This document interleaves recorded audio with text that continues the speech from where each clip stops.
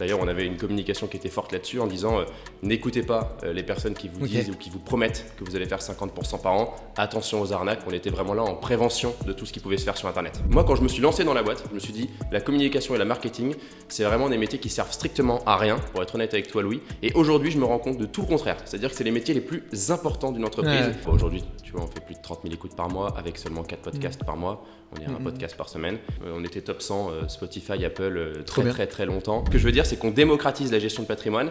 Tous ensemble, on démocratise le monde de la finance. Il y en a qui le font moins bien que d'autres.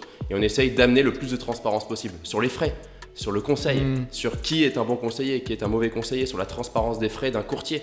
On essaye vraiment d'apporter tout ça pour que la personne elle puisse prendre ses décisions en toute connaissance de cause. C'est ce que je dis moi à mes clients, la pédagogie elle est toujours au cœur de la relation. Nous on a envie de créer, on a envie de révolutionner le monde de la banque.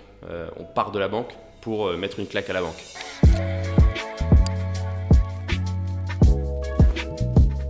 Jérémy, je suis trop content de t'avoir.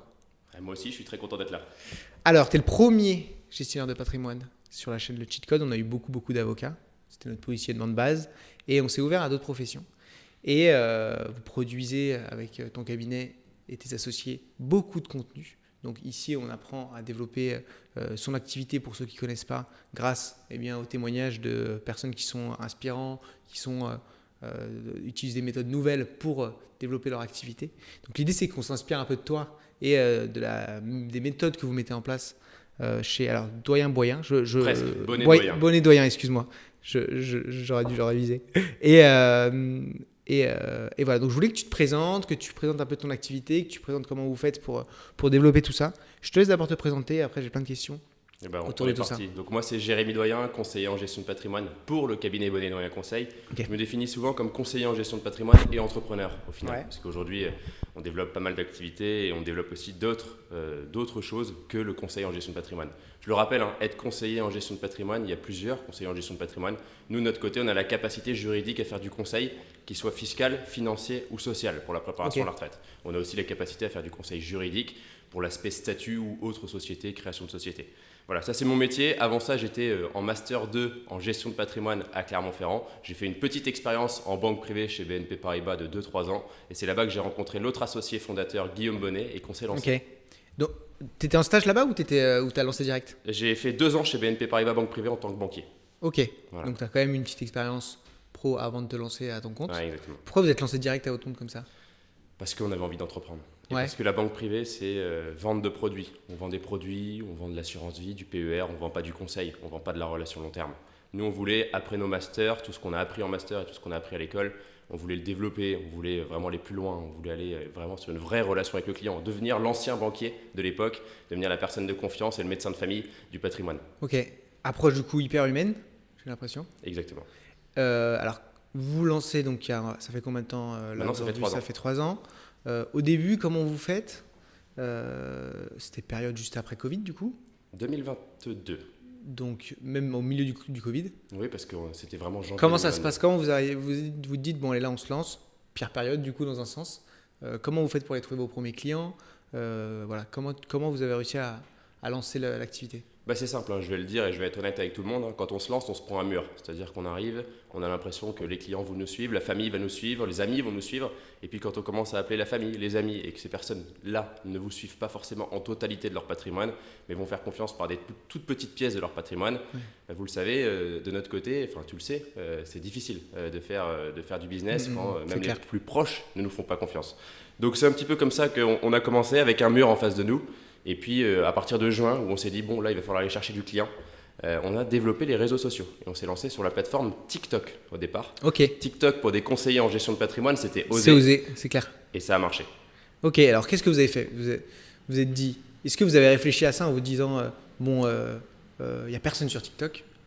Pour autant, la plateforme propose énormément de viralité, donc ce qu'on va faire va potentiellement toucher beaucoup de monde. Est-ce qu'il y avait déjà des gens sur Instagram, sur LinkedIn, etc. Pourquoi vous avez choisi cette plateforme-là ? En fait, sur TikTok, il y avait strictement personne. Okay. Sur le conseil en gestion de patrimoine. Sur Instagram, il y avait déjà beaucoup de personnes qui parlaient de bourse.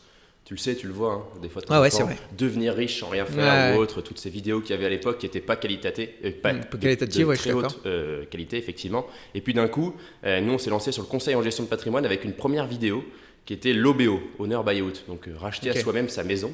On s'est dit jamais on va avoir un public là-dessus. Et tout le contraire, directement elle fait 40 000 vues cette première vidéo en face cam et on s'est dit waouh, il y a du public en fait pour ce type de vidéo. Et quand on regardait les personnes qui nous écoutaient sur TikTok, c'était des personnes qui avaient plus de 45 ans en moyenne.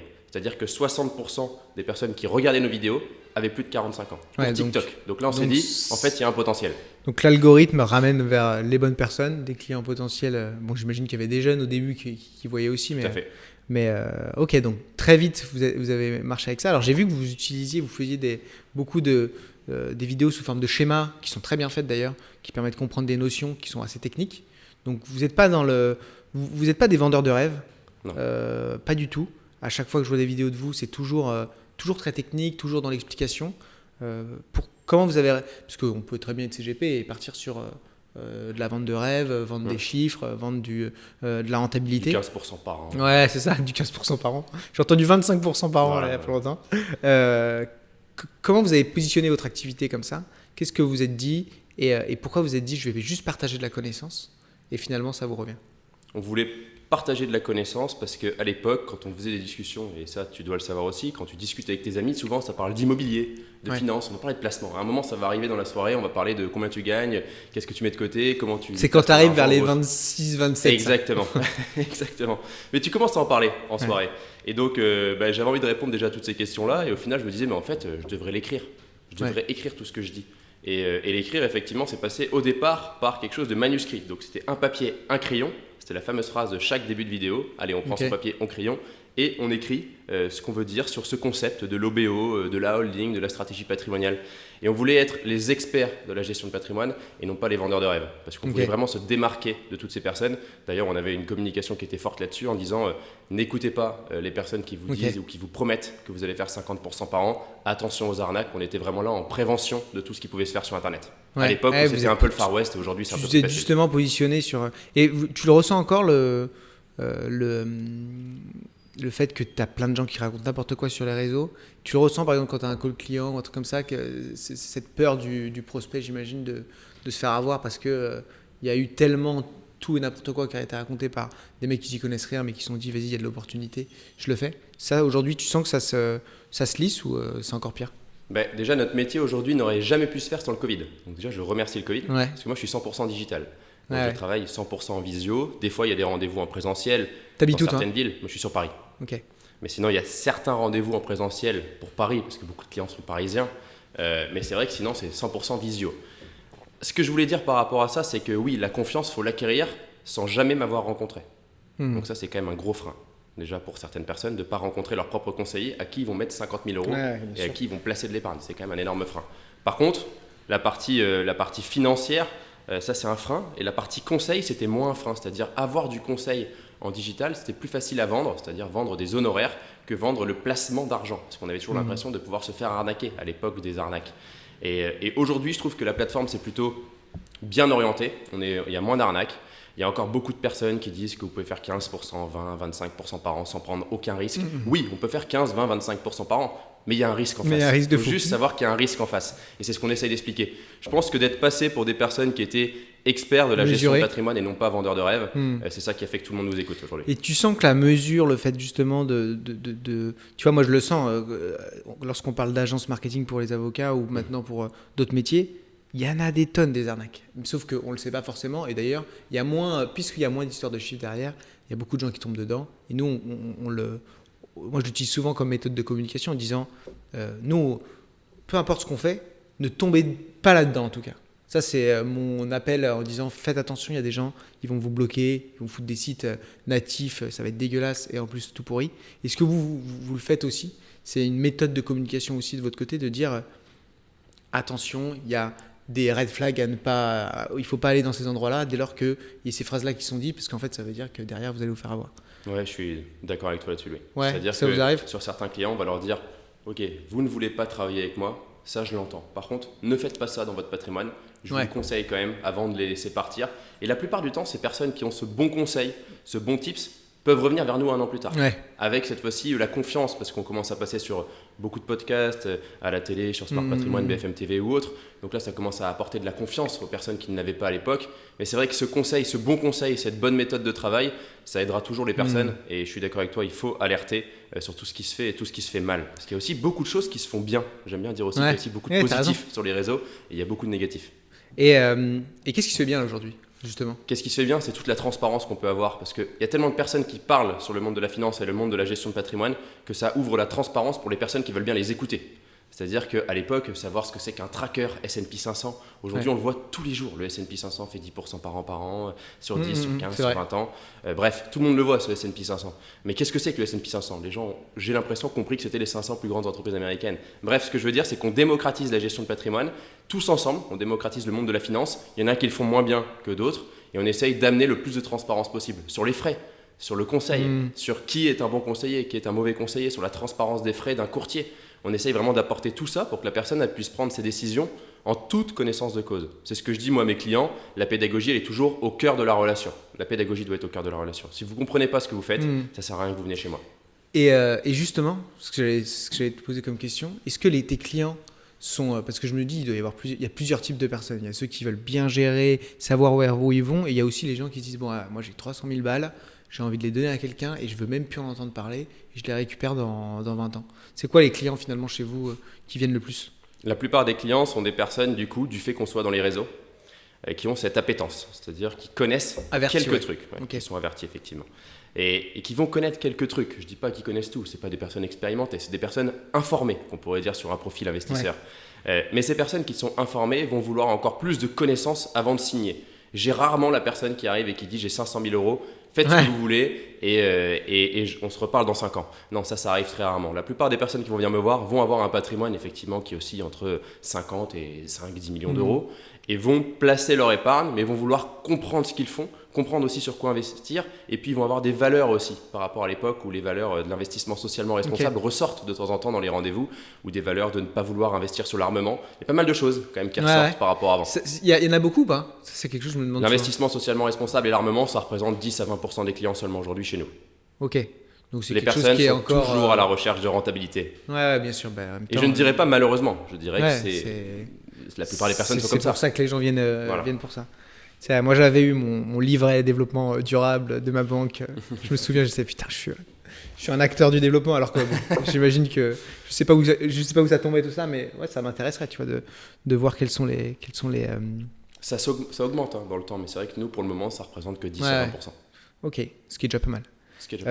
Pour voir le côté positif. Je me permets une petite pause dans le podcast pour vous présenter Ourama, qui est notre agence où on développe des sites internet à destination exclusive des professions réglementées, c'est-à-dire avocats, notaires, experts comptables, gestionnaires de patrimoine, cabinets de conseil. Concrètement, qu'est-ce qu'on fait ? Eh bien, on vous accompagne dans la création de votre identité graphique, dans la création de votre site internet et ensuite dans son référencement.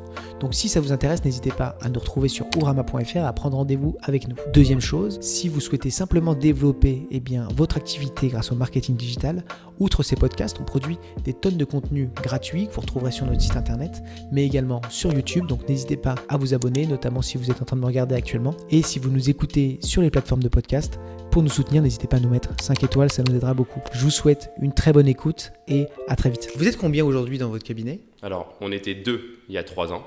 Okay. Aujourd'hui, on est 4 associés et il y a un 5e qui arrive. Ok, donc tous associés. Exactement, on a pris une décision forte de vendre une partie de nos parts.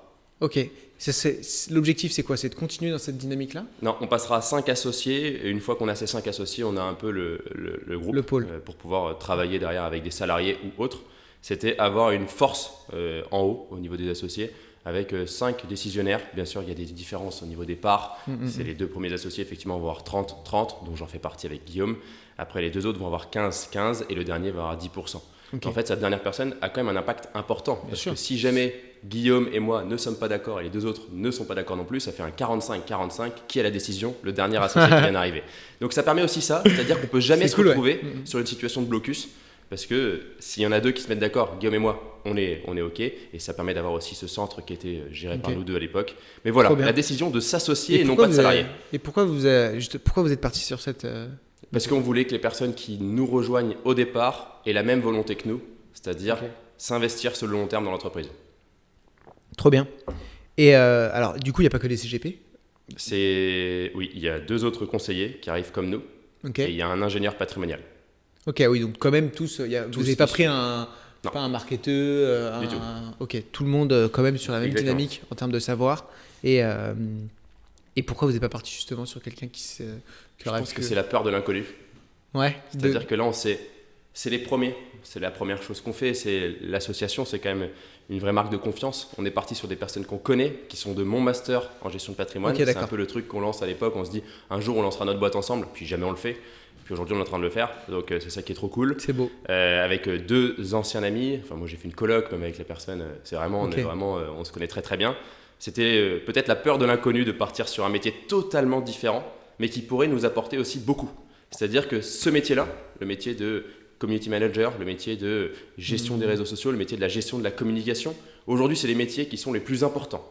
Moi, quand je me suis lancé dans la boîte, je me suis dit, la communication et la marketing, c'est vraiment des métiers qui servent strictement à rien, pour être honnête avec toi, Louis. Et aujourd'hui, je me rends compte de tout le contraire. C'est-à-dire que c'est les métiers les plus importants d'une entreprise. Ouais. C'est ceux qui vont faire qu'on va prendre rendez-vous parce qu'il y a cette accréditation du fait que le site internet est magnifique, du fait qu'on passe sur les réseaux, qu'on va chercher de la com auprès des journaux, qu'on se fait connaître. En fait, ce métier-là, c'est le métier qui fait que les gens prennent rendez-vous. Ouais. Et donc, aujourd'hui, on va peut-être en recruter quelqu'un qui travaille dans le marketing ou la communication, mais on avait peut-être encore peur de l'inconnu pour sauter le pas pour que ce soit un associé. Après, vous êtes bon en marketing justement. C'est-à-dire que tu t'es direct lancé quand même sur l'aspect réseaux sociaux et en fait, tu as appris sur le tas. Et je pense que la difficulté aujourd'hui pour vous, ça va être de trouver le marketeur qui arrive à produire autant que vous, améliorer la production de contenu et peut-être arriver à collecter la bonne donnée pour que derrière vous preniez des meilleures décisions, pour que vous communiquiez encore mieux ou de manière beaucoup plus précise sur qui vous cherchez à toucher. Mais en réalité, le marketing, tu l'as fait direct. Ouais, comme tu l'as dit, on a appris sur le Il n'y a tas. pas beaucoup de CGP, j'ai l'impression, qui font autant Non, du de tout. marketing. Du tout. Pour autant, il y a plein de CGP qui galèrent à trouver des clients. Est-ce que tu parles un peu avec des confrères et qui te disent putain, c'est bien ce que vous faites, j'aimerais faire pareil, mais j'ai pas le temps ou... Qu'est-ce que tu leur dis à ces gens-là? En fait, les autres personnes qui parlent avec nous vont dire qu'on a révolutionné le métier. Parce que eux, de leur côté, c'était j'appelle, je prends le téléphone, je vais voir le boucher du coin, le boulanger, j'essaie d'avoir de la recommandation. Très beau métier aussi, un métier vraiment de proximité. Nous, de notre côté, on a révolutionné le métier et les personnes, quand elles nous voient, vont nous dire la plupart du temps mais comment vous faites pour faire ça en digital? Comment vous faites pour signer des personnes 100% digitales sans jamais les avoir rencontrées? Ouais. Et ces personnes ne sont même pas prêtes à prendre le pas. Elles ne sont même pas prêtes d'un point de vue révolution technologique à faire le pas réellement. Donc pour le moment, on est plutôt comme un ovni dans le monde de la gestion de patrimoine et tant mieux. Même si malheureusement pour nous, les prochains CGP qui arrivent vont peut-être s'inspirer de bien nous. sûr, c'est sûr. Mais j'ai envie de dire, quand on s'inspire de nous, c'est toujours bon signe. On s'inspire souvent des personnes attends, qui sont inspirantes. On donc va tant mieux. rappeler les chiffres, c'est combien? C'est sur TikTok, vous avez 200 000. 175 et 185 000 sur Ouais. Instagram. Donc vous avez pris la petite longueur d'avance qui Voilà. quand même vous donne Surtout qu'aujourd'hui, c'est légitimité. quand même beaucoup plus difficile bien sûr. de rentrer sur les réseaux. Ah bah, je pense que tu reprends la même recette que vous avez fait aujourd'hui, que vous avez fait il y a 3 ans aujourd'hui, tu peux bider complet Totalement. et ça marchera jamais simplement parce que vous existez déjà, parce que les réseaux sociaux ont évolué, même vous, votre manière de ramener les choses a dû évoluer. Parce que ce contenu-là existe déjà, donc a déjà été vu. Donc la personne qui va revoir ce même contenu va moins apprécier et donc va moins rester sur la vidéo et donc ça peut faire bide. Et vous allez décider de pivoter un peu sur votre contenu, essayer d'aller un peu améliorer le tout. Qu'est-ce que vous comptez faire? Parce que vous produisez quand même. Quelle est comment cadence. vous organisez? Quelle cadence? Ouais. Alors, moi, je suis responsable avec Axel Godet sur la partie communication Instagram et TikTok. Ok. Donc, de notre côté, on a vraiment toute la stratégie d'Instagram et TikTok à mettre en place. On est à une vidéo par jour. Ok. Ah oui, d'accord. Putain. Voilà, une vidéo par jour qui peut nous prendre en moyenne 1 heure à 1 heure et demie par jour. Effectivement, c'est quand même costaud. Avec tous les commentaires à répondre, où là, c'est Axel qui s'occupe de la partie commentaires. C'est très important, la communauté, la faire vivre et répondre aux personnes. Il y a aussi toutes les stories qui peuvent être mises. J'ai envie de dire que la plupart du temps, dans nos métiers, on est à 30 à 40% de notre temps sur la partie réseau aujourd'hui par rapport à avant. Mais c'est notre prospection. Donc, c'est-à-dire que c'est comme si on appelait les personnes et qu'on faisait un listing et qu'on appelait tous les anciens d'une école ou autre, comme tout le monde peut faire. Ouais. C'est un peu ça la prospection. Mais c'est vrai que de notre côté, sur ça, on est à une vidéo par jour. Sur LinkedIn, on est à un texte LinkedIn par semaine. Seulement. On n'a pas le temps et c'est cette fois-ci Joris, autre associé, qui s'occupe de l'écriture de nos textes LinkedIn et qui nous envoie tous les lundis matins pour te dire mon texte du mercredi, mon texte du mercredi d'après. Et il envoie un texte différent à chacun? Exactement. Ah, c'est bien ça. Ah mais non, ça fait quand même, ça utilise, fait une personne qui fait une semaine de contenu s'il était tout seul, sauf qu'il l'utilise. Alors, je sais que Théo Lyon, l'équipe, tout ça, disait la méthode Avenger, où en fait, ils font communiquer toutes les personnes de l'entreprise, ce qui fonctionne très bien. Et bon, du coup, ce qui est bien, c'est aussi que vous êtes associés. Il n'y en a pas un qui fait la tête montante. Tu vois, j'avais eu Olivier Ponneau, qui était notaire, qui s'était lancé tout seul dans son développement LinkedIn. Et en fait, aujourd'hui, par rapport à ses associés, il explosait tout le monde en termes d'audience. Mais ça crée au final, à bout d'un moment, quoi qu'on dise, une asymétrie sur... moi, demain, je me barre de la boîte. En fait, j'ai tout capitalisé sur un LinkedIn où j'ai plus qu'à revendre de nouvelles prestations sur d'autres sujets et j'ai une audience prête. Donc, c'est bien, vous arrivez à, d'une certaine manière, aussi à équilibrer par ce biais-là. Et donc, la personne qui aura 10%, elle aura aussi une audience, elle aura aussi une marque, etc. En fait, on a chacun sa marque, sachant que moi, je suis plus présent sur les réseaux. Je passe chacun a une ligne éditoriale un peu ? Chacun sa ligne. Ouais. Chacun doit travailler de sa manière. Moi, par exemple, sur LinkedIn, pour parler de moi, parce que c'est ce que je sais le plus, parce que les autres, chacun a sa stratégie. De mon côté, moi, je sais que le mercredi, c'est dédié à un post LinkedIn qui parle du podcast, l'art de la gestion patrimoniale. Okay. Pour Axel, je sais que le post du lundi, c'est dédié à un nouveau podcast qui arrive et qui va être mis en place, l'art de la gestion financière, qui sera beaucoup plus technique. Et puis pour Guillaume, sur le mardi, pour être précis, lui, de son côté, sur LinkedIn, c'est parler du cabinet, parler de l'évolution de notre cabinet. Donc on a, tous une ligne éditoriale. Ouais, je l'ai vu en train de prendre des coupes de champagne en me disant on a un nouvel associé, mais c'est bien, c'est du personal branding aussi. Exactement. Donc lui, il met en avant ce côté un peu manager, toi, trop bien. Et du coup, pour parler la communication aujourd'hui, ton métier est ultra important. Et justement, qu'est-ce que pour parler de ah merde, j'ai perdu mes mots. Mais sur le podcast, vous avez lancé 2 podcasts. Pourquoi vous avez lancé deux podcasts différents et qu'est-ce que ça vous apporte aujourd'hui le podcast ? Aujourd'hui, l'art de la gestion patrimoniale, c'est un podcast très technique. C'est-à-dire qu'on parle de sujets très techniques. C'est ce qui plaît à nos auditeurs. Aujourd'hui, tu vois, on fait plus de 30 000 écoutes par mois avec seulement 4 podcasts par mois. On est à un podcast par semaine. On va lancer l'art de la gestion financière. C'est énorme pour ceux qui se rendent pas compte. C'est énorme. C'est beaucoup. On était top 100 Spotify, Apple très longtemps. Le problème, c'est que plus tu prends des auditeurs, plus tu prends des abonnés, plus ton ratio nombre d'écoutes vs abonnés baisse et donc tu passes dans les classements. Je savais pas. Ça, c'est comme ça. Il faut avoir quelque chose de hyper engagé pour être dans les tops. Exactement. Ce qui est très pas facile. Voilà. Mais on est derrière la martingale en Apple Business, derrière la martingale aussi sur Spotify. Donc, on est très bien classé sur la partie gestion de patrimoine. Sur la partie gestion de patrimoine, on a creusé le trou et on trouvait que nous, il manquait du contenu sur la partie financière, sur la partie vraiment bourse, la partie technique de la finance. On n'a pas voulu mettre ce podcast sur le même podcast de l'art de la gestion patrimoniale pour ne pas perdre les personnes qui nous écoutent et pour les amener vers un nouveau contenu s'ils veulent l'écouter, c'est-à-dire leur proposer ce nouveau contenu, ne pas les obliger en fait à leur dire voilà, maintenant sur la chaîne il va falloir que tu en passes 1 sur 2 si tu veux continuer à avoir l'art de la gestion patrimoniale. C'est un petit peu technique dans la tête et donc tu peux te perdre, tu peux dire non j'aime pas en fait et j'arrête de suivre. Ouais, c'est clair. Donc on ne prend pas le risque, on va aller vers un nouveau podcast, l'art de la gestion financière, qui va être développé cette fois-ci avec Axel, qui est notre expert financier. Et puis le podcast nous apporte des personnes qui nous écoutent, nous apporte des personnes qui vont prendre rendez-vous et nous apporte surtout des rencontres. Aujourd'hui, si je suis devant toi, c'est encore une fois une rencontre. C'est clair. Et puis moi, le podcast, c'est ce qui m'a fait avoir un super réseau. Enfin, en plus, moi, j'ai du mal à sortir, j'ai du mal à aller dans des after-work, des trucs comme ça. Ça m'emmerde à un point. C'est l'enfer. Pour autant, des fois, j'y vais. Mais invitez-moi, je viendrai quand même. Mais globalement, ça crée un réseau. Tu passes 1 heure avec quelqu'un et effectivement, derrière, il y a plein de choses qui peuvent être mises en place. Et c'est vrai que pour quelqu'un qui, déjà, et pas forcément, parce que là, on filme, mais il suffit d'un micro et Acast, c'est gratuit. Je ne sais pas si vous utilisez Acast. Exactement. Et donc, c'est très simple de créer un podcast aujourd'hui, finalement, dans l'idée. Et en plus, ça permet d'offrir des choses. C'est-à-dire, tu ne connais pas quelqu'un, tu as envie de rentrer en contact avec lui, tu arrives avec une proposition de podcast, tu arrives avec un truc à offrir et c'est toujours plus sympa que on peut faire des synergies. Non, c'est bon, les synergies, moi j'en peux plus, on passe à autre chose. Exactement. Trop bien. C'est vrai que c'est intéressant d'avoir thématisé vos podcasts dans, finalement, j'ai l'impression que vous êtes concentré sur le besoin de la personne, c'est-à-dire plutôt que vous dire je veux apprendre de la finance en général, c'est je veux apprendre de la bourse, je veux apprendre à gérer mon argent. C'est un peu l'idée en fait. Exactement. Ok. Je veux apprendre à comprendre ce que c'est que le métier de conseiller en gestion de patrimoine, quels sont les aspects de la gestion de patrimoine, l'aspect démembrement, l'aspect donation, l'aspect transmission, l'aspect patrimonial, quelque chose qui est très peu fait. On en parle de manière très technique, on donne beaucoup trop de valeur. J'ai envie de dire le trop, mais on en donne beaucoup. Mais en fait, c'est ce qui fait notre force aujourd'hui. C'est qu'on donne beaucoup de valeur et on ne se retient pas sur ce qu'on dit. Et donc du coup, là, maintenant que vous êtes 4, alors vous cherchez un 5e. Il est trouvé. C'est bon, il est trouvé. Bon, l'équipe est créée. Est-ce que vous avez du coup, grâce à ces podcasts, ces éléments-là, beaucoup de jeunes CGP qui vous contactent en disant moi aussi je veux rejoindre l'aventure? Oui, on a eu pas mal de contacts sur la prise sous forme de salarié ou sous forme de CGP indépendant faisant partie de notre équipe. Pour le moment, ce n'est pas la stratégie. On va y réfléchir fortement dans les prochains mois parce qu'on va être 5 et parce que la cadence ne fait que s'accélérer. Donc il va falloir qu'on trouve d'autres personnes pour travailler avec nous. On a déjà été contactés, c'est ça aussi notre force, c'est d'être beaucoup contactés. Mais pour le moment, ça n'avait pas été le choix.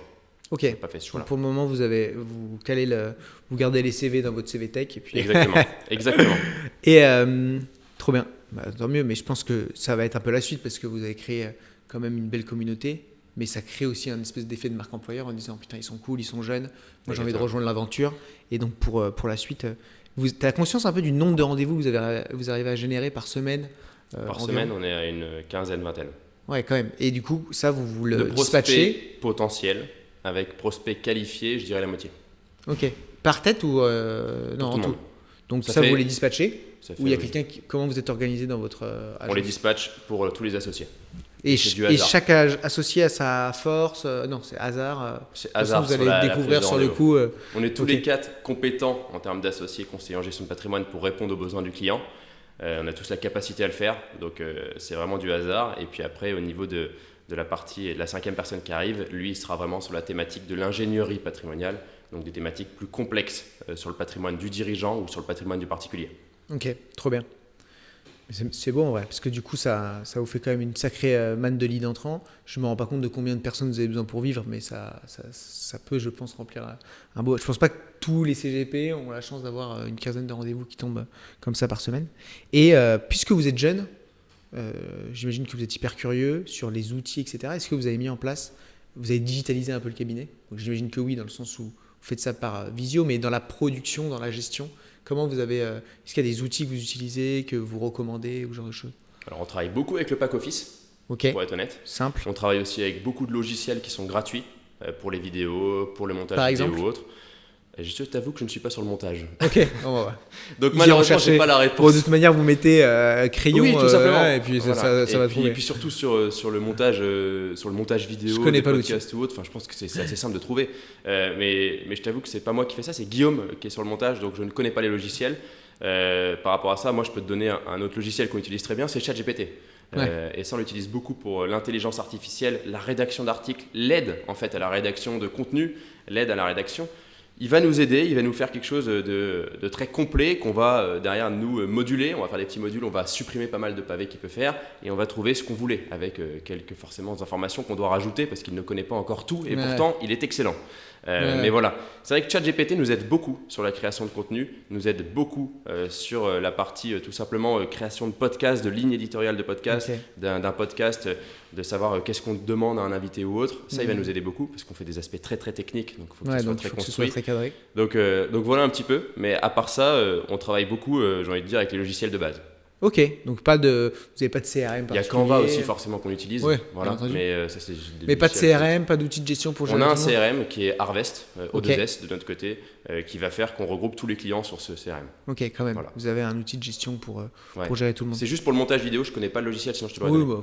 Je pense pas que ce soit très compliqué à trouver si tu décris le truc. Il y avait un youtubeur il y a longtemps qui faisait des vidéos là-dessus, c'était l'un des seuls et il cartonnait, c'était en dessin, je sais plus ce qu'il racontait et c'était sur de l'entrepreneuriat. Je sais pas si tu vois, si vous êtes inspiré de lui, mais je pense que ça se trouve assez facilement. Oui, et puis même les montages podcast ou autres, comme tu l'as dit, il y a tellement de sujets, tellement de choses qui sont gratuites aujourd'hui et qui permettent l'accessibilité. Ah bah CapCut pour ceux qui souhaitent effectivement faire des. Nous on est sur Encore pour le podcast. Ouais. Spotify by Encore, et c'est très bien aussi, c'est gratuit. Ouais, donc franchement, avant d'aller payer, ça sert à rien, mais bon, en l'occurrence. Et côté référencement du site internet, etc., est-ce que vous avez mis en place des choses? Votre site internet, est-ce qu'il vous apporte de la clientèle? Est-ce que pour vous c'est important? C'est quelque chose que vous allez développer plus tard? C'est-à-dire le fait d'être trouvé sur des requêtes Google? Parce que vous avez une belle audience, donc vous allez apporter du trafic sur le site, ça c'est certain. Donc en fait, ça vous donne une force que beaucoup n'ont pas, c'est-à-dire, par exemple, nous, j'ai développé une audience, lorsque je publie un article sur les beaux sites de CGP, je le publie, demain il est dans les top 2-3 sur Google, tu vois, parce que ça donne cette dynamique, ça permet d'aller beaucoup plus vite. Est-ce que vous avez réussi à mettre en place ce genre de choses ou c'est encore en stand-by? C'est l'un des points noirs de notre entreprise. Ok, c'est l'idée d'aller plus tard. Le SEO du site internet n'est pas travaillé parce que c'est pas notre métier et c'est beaucoup plus compliqué que ce qu'on pensait. Ouais. Là, on a essayé d'être autodidacte là-dedans, à rechercher. C'est ultra compliqué. Donc, de notre côté, on a mis ça un peu de côté parce qu'on a tellement de flux entrants, en effet, qui viennent du site Insta, TikTok ou autres réseaux qu'on n'avait pas besoin de faire de la recherche par nos articles ou autres pour le moment. Mais je pense que c'est un gros point noir qu'il faut qu'on travaille. Ok, ouais, ça va venir. Ça va permettre de pérenniser un peu du flux, des visiteurs, etc. sur des trucs hyper qualifiés. Après, c'est toujours autre chose. On est quand même sur des métiers de confiance, de la recommandation, c'est toujours bien. Mais c'est vrai que si le gars vous trouve sur TikTok, après sur un article, etc., je pense que ça va le rassurer et ça va aller beaucoup plus vite. Il prendra encore plus rendez-vous. Donc, il y a plus de chances qu'il prenne rendez-vous. C'est comme ça qu'il faut faire. Qu'est-ce qui t'anime, toi, parce que je sens qu'il y a une énergie qui est assez importante, même on le sent avec vos associés, il y a une belle dynamique. Qu'est-ce qui vous anime? Qu'est-ce que vous avez envie de créer là, autour de ce marché? Nous, on a envie de révolutionner le monde de la banque. On part de la banque pour mettre une claque à la banque. Et c'est réel. C'est-à-dire qu'aujourd'hui, la banque n'est pas assez transparente.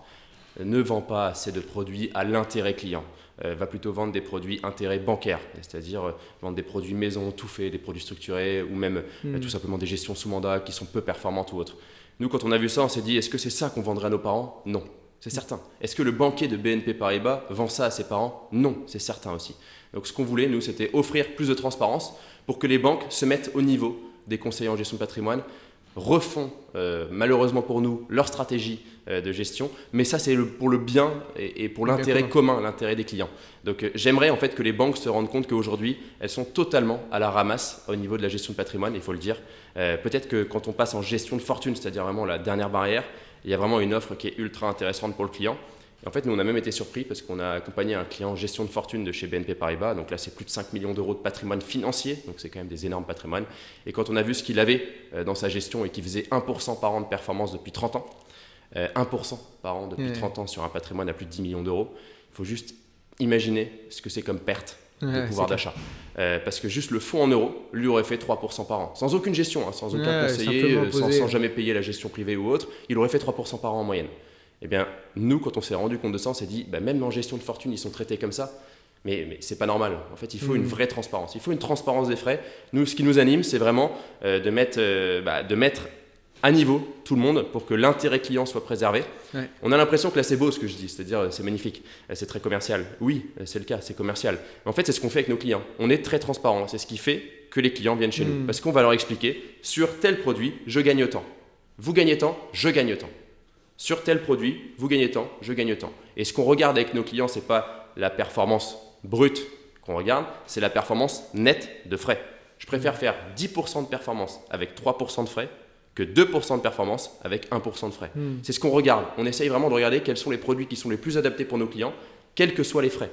Et la performance nette de frais. Et sachant qu'aujourd'hui, c'est plus accessible qu'avant, vous avez digitalisé pas mal de choses, j'imagine. Enfin, du moins, vous utilisez des outils... donc en fait vous réduisez le temps de gestion. Exactement. Et ça vous permet de réduire les frais.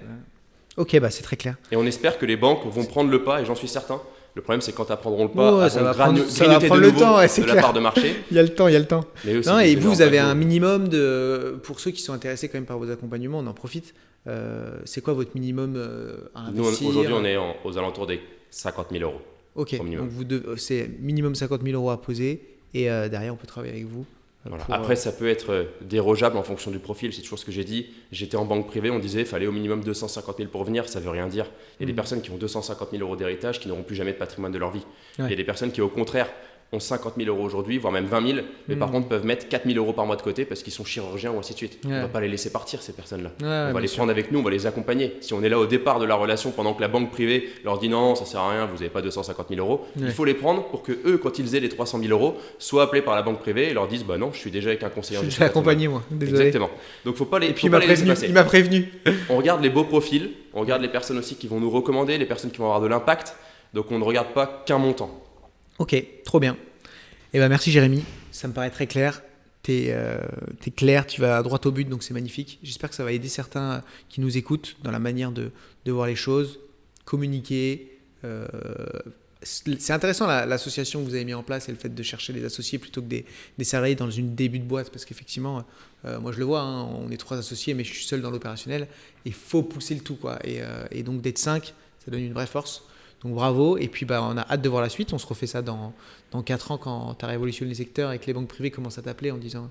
On a cherché quand même une dernière question, j'aime bien la poser quand ça me semble pertinent.